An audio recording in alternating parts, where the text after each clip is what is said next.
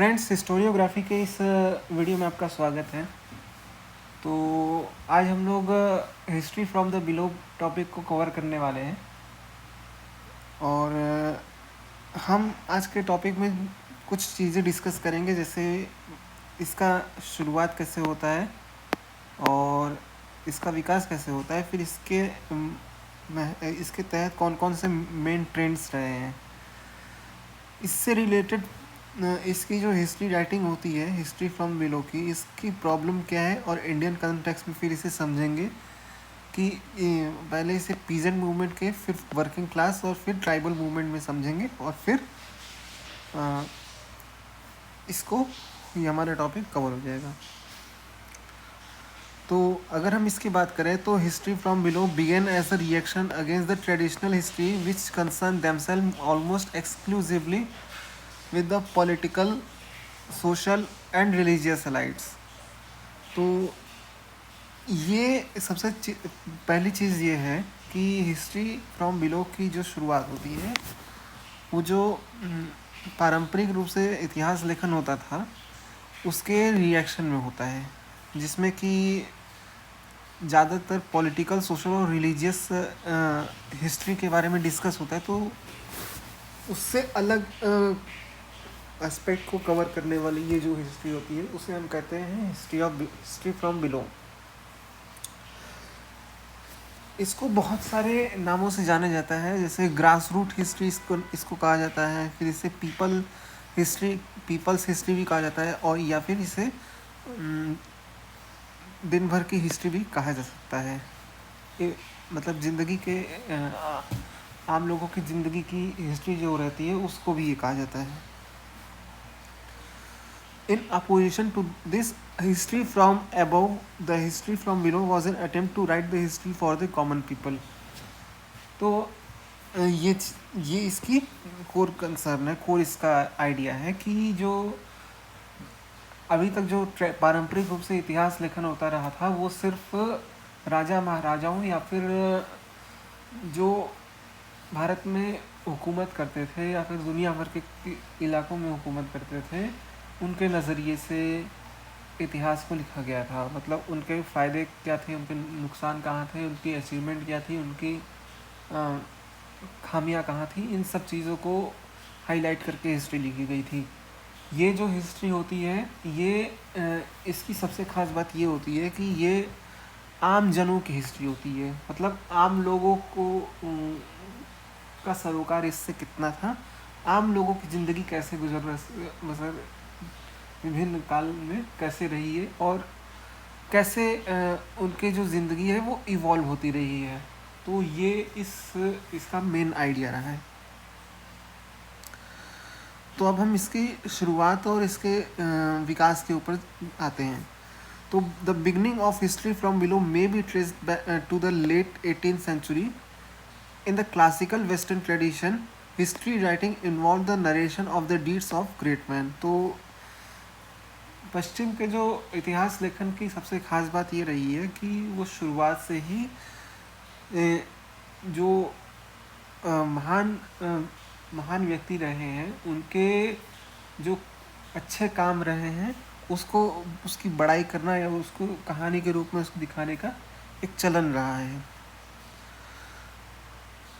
The common people were considered to be the beyond the boundaries of history and it was beneath the dignity of historian to write about them। और उन्हें लगता था कि आम जनों की जो इतिहास है उसको कोई इतिहास होता ही नहीं है और वो उसे उसको जिक्र करना वो अपने लिए बेइज्जती भरा समझते थे। और हर हाल में, जैसा कि पीटर बुर्के कहते हैं कि until the middle of the 18th century the word society in its modern sense did not exist in European language। तो समाज जो होता था, सोसाइटी जो सब अल्फाज होते थे उसका यूरोपियन भाषा में इसका कोई जगह ही नहीं होती थी। ये हाल था। And without any word it is very difficult to have any conception of that network of relationship we call society or the social structure। According to Eric Hobsbawm, Such an approach to history became possible only from the moment when the ordinary people became a constant factor in making of such a decision and event. तो जाहिर सी बात है कि इतिहास लेखन में आम जनों की हिस्ट्री तभी लिखी जाएगी जब आम जनों ने आम जनों ने कुछ ऐसा अभी हाल ही में ऐसा कुछ किया हो जिससे कि एक क्रांतिकारी बदलाव आया हो। जाहिर सी बात है। तो उस वक्त की अगर हम बात करें तो आम जनों ने उस वक्त फ्रांस में फ्रांसीसी क्रांति ला दी थी, यानी फ्रेंच रेवोल्यूशन ला दिया था 1789 में। तो आम जनों के गुस्से के कारण वहाँ पे एक ऐसा क्रांतिकारी बदलाव आया कि वहाँ पे जो एग्जिस्टिंग बुरबॉन डायनेस्टी थी वो ख़त्म हो जाती है और उसकी जगह पे फ्रांस में एक नया आइडिया ऑफ रिपब्लिकनिज्म और रिवोल्यूशनरी नया आइडिया ऑफ रिपब्लिकन डेमोक्रेटाइजेशन जैसी चीज़ें वहाँ पे आने लगती हैं।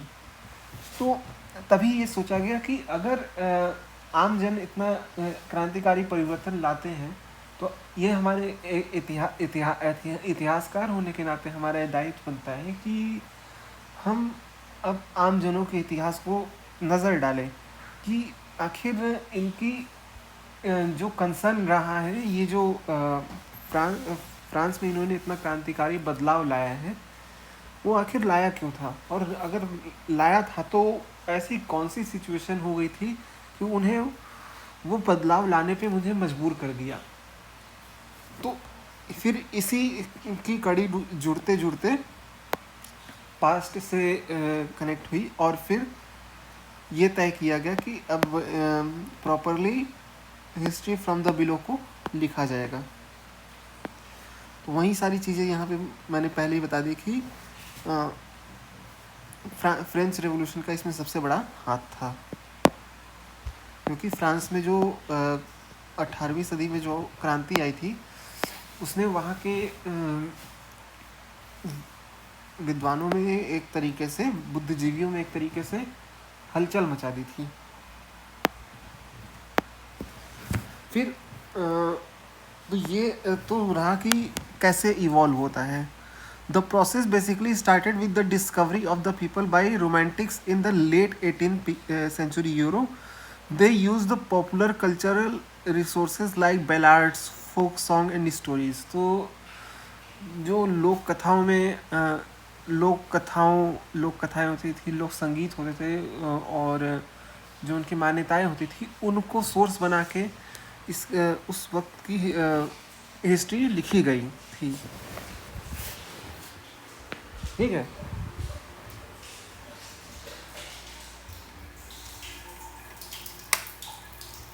तो ये सारी एक चीज़ थी जो कि हिस्ट्री फ्रॉम द बिलो से लिखी गई थी। Too early 19th century history which used the word people in their titles were the history of the Swedish people,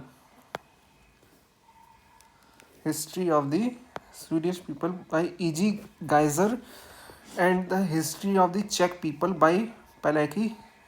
तो ये दोनों ऐसी किताब थी जो 19th century के शुरुआत में लोगों को पीपल शब्द का इस्तेमाल किया था अपने किताब में। In Germany Zimmermann wrote about the German peasant war. In France, it was Jules Michelet, 1798 to 1874, who, in his voluminous writing on French Revolution, brought the common people into the orbit of history writing. His History of France, 1833 to 1867, History of French Revolution, and the People are notable for taking the masses into account. In England, history from below may be traced to the writing of J.R. Green, Goldwin Smith, and Harold Rogers in 1860 and 1870s. Green, in preface to his short history of English people, criticized the tendency to write drum and trumpet history, that is a history of wars and conquest. तो कुल मिला के ये है कि अब ऐसा 19th century में एक ऐसा दौर आने लगा है कि अब यहाँ पे जो लोगों की हिस्ट्री है उसको ज़्यादा अहमियत देना शुरू किया, क्योंकि पीपल जो है इस टाइम पे आते आते एक बड़ा फैक्टर बन गए थे वहाँ की हिस्ट्री में, और वो एक डिसाइसिव रोल प्ले करने वाले थे। तो ये था। फिर 20th सेंचुरी की अगर हम बात करें तो जॉर्ज लेफेव्रे जो है लेफ्ट ट्रेडिशन से जुड़े हुए बंदे थे, और ये इनकी जो किताब थी peasant of northern France during the French revolution, ये 1924 में लिखा था इन्होंने। He made a detailed statistical examination of the peasant life on the eve of the revolution. तो इसमें उन्होंने बताया कि जब फ्रांस में क्रांति आने वाली होती है तो उस फ्रेंच रेवोल्यूशन से पहले जो किसान वर्ग था उसकी स्थिति क्या रही थी। उनकी दूसरी किताब में द ग्रेट फियर ऑफ 1789 में, जिसमें उसमें कॉम्प्रिहेंसिवली इस चीज़ को दर्शाया है कि रिवोल्यूशन के दरमियान उनकी मेंटालिटी क्या रही है। It is considered among the first text of the new history from below, which is basically concerned about delineating the thoughts and action of the common people। तो ये सारी चीज़ें थी। फिर एरिक हॉब्सबॉर्न का नाम आता है। एरिक हॉब्सबॉर्न की जो राइटिंग है वो कहते हैं कि if there is a single historian who anticipate most of the themes of the contemporary work, it is George Lefebvre, whose great fear is still remarkable up to date. तो ये इनकी तारीफ में ऐसा कसीदे पढ़ते हैं। फिर इन्हीं के एक शिष्य और इनके दोस्त रहते हैं, इस चीज़ को आगे बढ़ाते हुए कहते हैं कि इस चीज़ को आगे बढ़ाते हुए इनकी किताब रहती है क्राउड इन फ्रेंच रेवोल्यूशन, जो कि 1959 में लिखते हैं। फिर द क्राउड इन हिस्ट्री 1964 में, और आइडियोलॉजी एंड पॉपुलर प्रोटेस्ट इसमें लिखते हैं। इनका नाम रहता है Rude, Michelet Rude. Rude discuss the participation of ordinary people in epoch-making events. He was not interested in the action and behavior of the dominant class. Rather, in the words of Frederick Krantz, he sought to understand the crowd action of craftsmen, small shopkeepers, journeymen, laborers, and peasants, not as disembodied abstraction and personification of good and evil। तो ये सारी चीज़ें जो इनकी किताब में इस चीज़ का जिक्र है। ब्रिटेन की अगर हम बात करते हैं, ब्रिटेन में हम बात करते हैं, ई.पी. थॉमसन का नाम आता है, एरिक हॉब्सबॉर्न का नाम आता है, क्रिस्टोफर हिल का नाम आता है, जॉन सेवाइल का नाम आता है। तो ये इसी ग्रुप से हिस्ट्री फ्रॉम बिलो ग्रुप से जुड़े हुए थे। तो इसमें काफ़ी ज़्यादा कुछ किताबें फेमस हैं, जैसे पास्ट एंड प्रेजेंट इन 1952, और लेबर हिस्ट्री रिव्यू भी एक बहुत ही प्रचलित किताब है। बाद में एक लेबर हिस्ट्री वर्कशॉप जर्नल भी इस्टेब्लिश होता है 1976 में, जो कि लोगों की हिस्ट्री को पब्लिश करने से रिलेटेड था। ए.पी. थॉमसन अपनी हिस्ट्री फ्रॉम बिलो के ऐसे में लिखते हैं कि ये एक तरीके से एक थ्योरेटिकल बेसिस प्रोवाइड करते हैं इस ट्रेंड ऑफ हिस्ट्री राइटिंग में। और इनकी एक और क्लासिकल बुक थी, the making of the English working class, in which he had explored the perspective of working class in context of industrial revolution in England। तो अपनी किताब में ये भी कहीं ना कहीं पीजेंट और वर्किंग क्लास को फोकस करते हैं।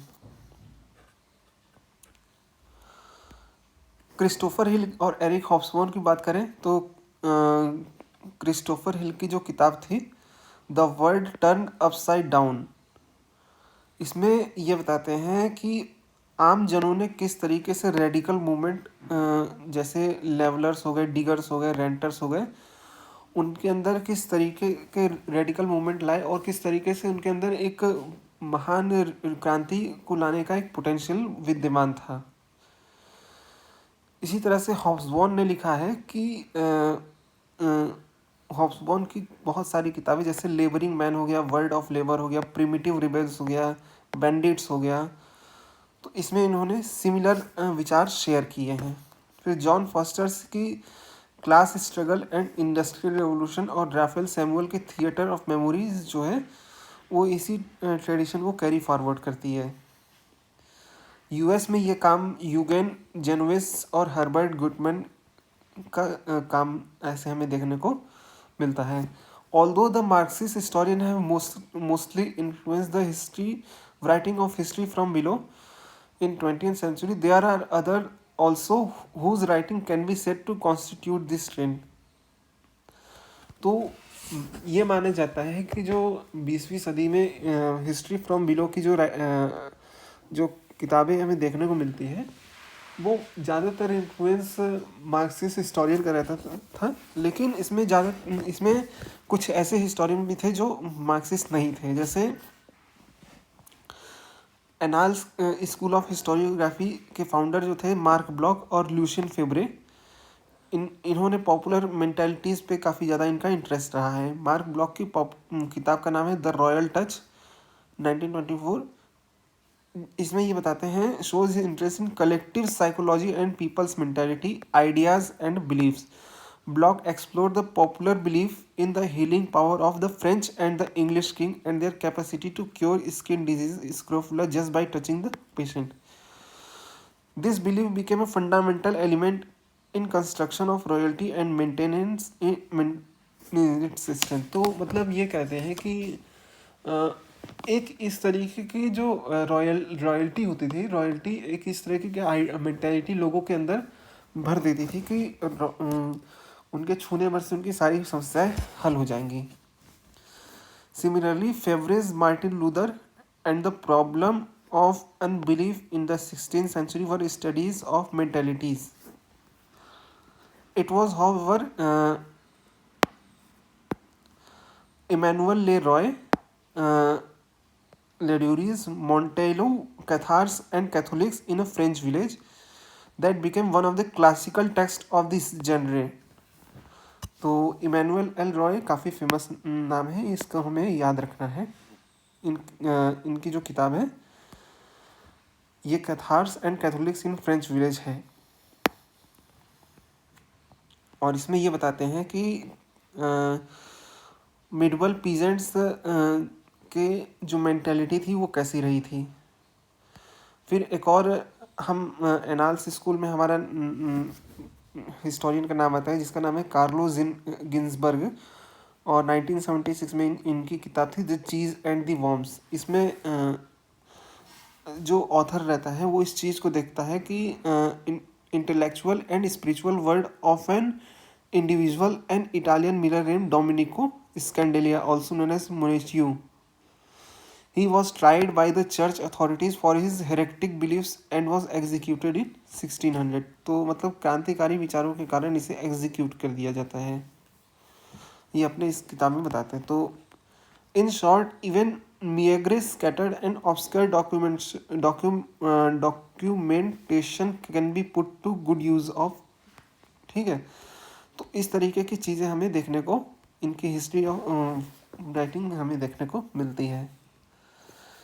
अब इसके अलावा गिन्सबर्ग के और भी कई सारे वर्क काम हैं, जैसे the night battle, witchcraft and agrarian cults in 16th century, 17th century and एस्केटिक्स, deciphering the witches sabbath and. इसके अलावा और अगर हम बात करें तो पीटर बुर्के की पॉपुलर कल्चर हो गई, popular culture in early modern Europe, Robert Darnton की great cat massacre and other episode in French cultural history हो गई। नेटल जिमेन की डेविस की society and the early modern France ये हो गई। और द रिटर्न ऑफ मार्टिन गुएरे, इनकी कुछ काम हमें देखने को और मिलते हैं। According to Raphael Samuel, the term "people's history" had a long career and covers ensemble of different writings. Some of them have been informed by idea of progress, some by cultural pessimism, some by technological humanism. तो ये कुछ इन चीज़ों से ये प्रभावित होते थे। तो हमें ये देखने को मिलता है कि जो पीपल्स की जो हिस्ट्री होती है, लोगों की हिस्ट्री, इसके मेन ट्रेंड्स कैसे रहे हैं। It is however clear that this version of historiography has been dominated by Marxist historian. लेकिन इस बात में कोई शक नहीं है कि पीपल हिस्ट्री जो है वो मेनली मार्क्सिस्ट हिस्टोरियन द्वारा डोमिनेट करती है। जैसे जॉर्ज लेफेब्रे फ्रांस के हो गए, या एरिक हॉब्सबॉर्न और ए.पी. थॉमसन इंग्लैंड के हो गए, या यूगेन जेनोविज और हर्बर्ट गुटमैन यूनाइटेड स्टेट्स के हो गए। तो ये सभी मार्क्सिस्ट हिस्टोरियन थे जो कि वेस्ट के थे, और इन्होंने हिस्ट्री फ्रॉम बिलो को अपने हिसाब से लिखा है। But Marxist historian are not the only one in this field. जैसा कि मैंने बताया, इमैनुअल लेरॉय भी इसमें, इनका काफ़ी नाम रहता है। और इसके अलावा जैक ली गॉफ, जो कि एनाल्स स्कूल के लेटर पार्ट के थे, ये भी इसमें हमें नाम आता है। ये सब चीज़ें तो मैंने आपको पहले ही बता चुकी हैं। टू ट्रेंड्स एसोसिएटेड, हमें इसमें दो ट्रेंड देखने को मिलते हैं। एक है one associated with Marxism and other with history of mentalities and cultural history. तो however there are other version of this kind of historiography. In a right wing of such history there is no place for politics. right wing में कोई इस तरह की चीज़ें नहीं है।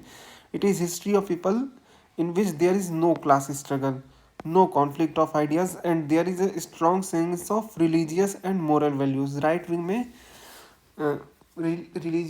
Religion का और मोरल वैल्यूज का ज़्यादा वो आ जाता है, फैक्टर आ जाता है। अब प्रॉब्लम इससे जुड़े हुए क्या है? Problem, both the exponent and critics have pointed towards the several problems involved in the practice of history from below. The most important problem relates to the nature and availability of sources.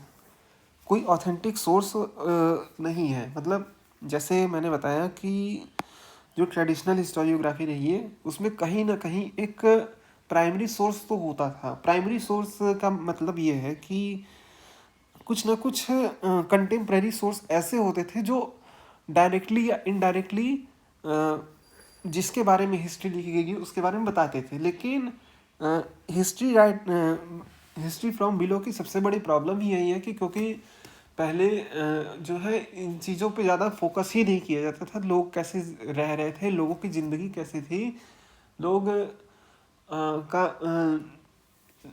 कितना कमाते थे, लोग के कैसे गुजारा बसर करते थे, इस चीज़ के बारे में कोई जानकारी ही नहीं थी।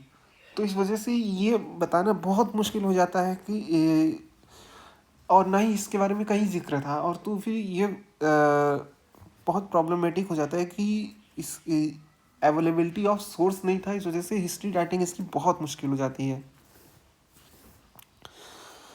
Even those records which relate to lives and activities of ordinary people were created by the dominating classes or those who are associated with them. तो मतलब उस वक्त की मतलब और इससे रिलेटेड जो चीज़ें हमें मिलती भी हैं तो वो एक राजा के पर्सपेक्टिव से हमें देखने को मिलता है। एक आम जन के पर्सपेक्टिव से हमें देखने को कहीं नहीं मिलता। तो before the late 18th century in Europe, access to such sources is restricted. For other parts of the world, the third world countries, the availability of such records is even more difficult. Moreover, as the part of these records were created by and for the members of dominant group, they suffer from hyperbole, neglect and misrepresentation. तो ये सारी समस्याएं इसके साथ जुड़ी हुई हैं, associated हैं। Problem for history from below की। जैसे एग्जाम्पल के तौर पे हम देखें तो the police record revealing subversive activities among the masses are often exaggerated. Similarly they are completely ignore those areas in the life of people which were not in administrative interest। तो या तो बहुत ही ज़्यादा बढ़ा चढ़ा के बताया जाता था लोगों के पार्टिसिपेशन को, या फिर बताया ही नहीं जाता था। तो ये सारी प्रॉब्लम्स की वजह से एसेस करना मुश्किल हो जाता था, एक तरीके से अनुमान लगाना मुश्किल हो जाता था कि आखिर वास्तविकता कहाँ है, क्या है वास्तविकता। The point is that memory is not so much a recording as a selective mechanism and the selection is within limits of constantly changing। तो कहने का मतलब सिर्फ ये है कि उस वक्त जो है मतलब मेमोरी जो है रिकॉर्ड ही नहीं किया जाता था इन सारी चीज़ों को। At another level there are other problems related to conceptualisation also. Although all practitioners of history from below claim to write about people, the term people itself is used in different, sometimes conflicting meanings. Raphael Samuel states that in one version, people's history, radical democratic or of Marxist, the people are constituted by relation of exploitation। वहीं दूसरी तरफ ये कहा जाता है कि in another that is folklorist by cultural antinomies or in a third by political rule। तो खुद पीपल शब्द का भी कहीं कहीं हमें क्लियर डेफिनेशन इस हिस्ट्री राइटिंग में हमें देखने को नहीं मिलता है, जिस वजह से कई बार प्रॉब्लम हो जाती है। तो ये सारी चीज़ें हिस्ट्री फ्रॉम बिलो के मेन प्रॉब्लम रही हैं। अब इंडियन कंटेक्स्ट में बात करते हैं तो जैसा कि मैंने बताया कि इंडिया जो है एक थर्ड वर्ल्ड कंट्रीज़ के अंदर कंसीडर किया जाता था।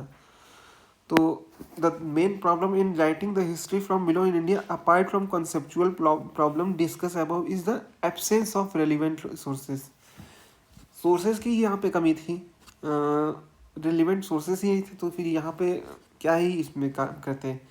The records pertaining to lower classes were almost exclusively produced by those not belonging to that stratum of society। The relevant sources are big problem even in advanced countries where the working class literacy was much higher। तो ये एक ऐसी problem थी जो सिर्फ India में नहीं थी, ये हर जगह थी। Even there the source related to the peasants and other pre-industrial groups come to us through those in authorities। In India, most of the members of subordinate class, including the industrial working class, are not literate। और India में इसलिए problem और भी ज़्यादा थी क्योंकि यहाँ पे जो वर्किंग क्लास थी पढ़े लिखे ही नहीं थे। जब पढ़े लिखे नहीं थे तो फिर अब इसके बारे में हम क्या बताएं कि जब पढ़े लिखे नहीं थे तो अपनी चीज़ को कैसे लिखते हैं, निरक्षर टाइप के थे। Therefore direct source coming from them are extremely rare if not completely absent। Given this scenario, the historian trying to write history from below to rely on indirect sources। As Sabyasachi Bhattacharya points out, given the low level of literacy, we have to depend on inferences from behavior pattern, reports on opinion and sentiments, often involving a distorting reflection medium or oral testimonies best when exactly recorded as in trial proceedings etc। तो इनका मानना था कि जो oral history होती है उनकी जो आम जन होते हैं उनसे बात करके उनकी ओरल हिस्ट्री जो भी है, दंत कथाएं हैं, उनसे सुन के उनको रिकॉर्ड करके ही हमें थोड़ा बहुत अंदाज़ा लग सकता है। कंप्लीट अंदाज़ा हमें फिर भी नहीं लग सकता, लेकिन थोड़ा बहुत लग सकता है।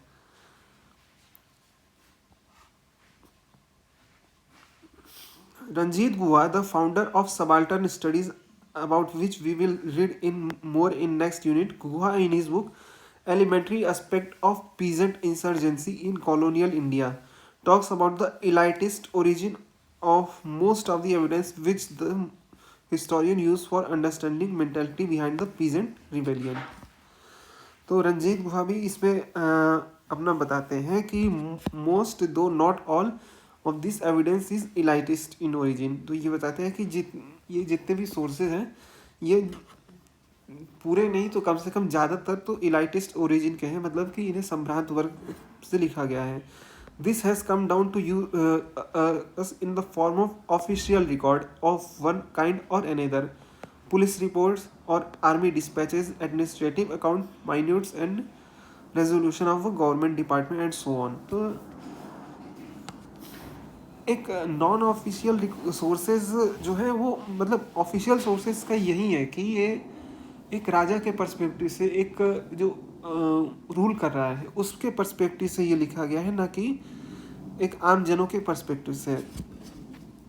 To overcome this elitist bias, it is often supposed folk tradition may be used, but according to Guha, there is not enough to serve the purpose either in the quantity or quality, in spite of populist belief to the contrary. और इसके सबसे बड़ी वजह है, first there are not much of such evidence available, moreover an equally disappointing aspect of the folklore relating to peasant militancy is that it can be elitist too. तो मसला ये है कि पहला तो ये है कि ये इसके रिलेटेड ज़्यादा मतलब रेलिवेंट एविडेंस जो है वो इतने ज़्यादा अवेलेबल नहीं है, और जो है भी सब, और उसमें भी सबसे ज़्यादा निराशाजनक बात यह है कि ये जो दंत कथाएँ होती हैं ये भी कहीं ना कहीं, खासकर जो पीजेंट मिलिटेंसी होती है, ये भी कहीं ना कहीं एक एलाइटिस्ट पर्सपेक्टिव को ही फॉलो करती है। तो अब क्या किया जाए? तो Guha's suggestion for capturing the insurgent consciousness is to read between the lines, to read the presence of rebel consciousness as a necessary and pervasive element within that body of evidence।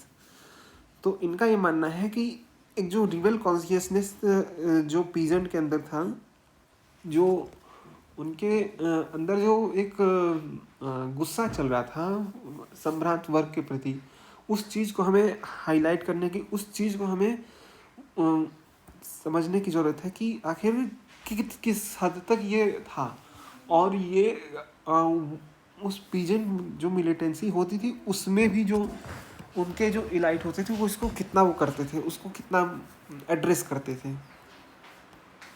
However, Sumit Sarkar find a much deeper problem which may be the cause of non-availability of evidence. It is continued subalternity of the lower classes. Above all, history from below has to face the problem of ultimate relative failure of mass initiative in colonial India. If the justly abundant stereotype of the eternally passive Indian peasant is not to be replaced by an opposite romantic stereotype of perennial rural rebelliousness। तो मतलब ये है कि कुल मिला के कहने का मतलब ये है कि सोर्सेस के अभाव में सही तरीके से ये कहना कि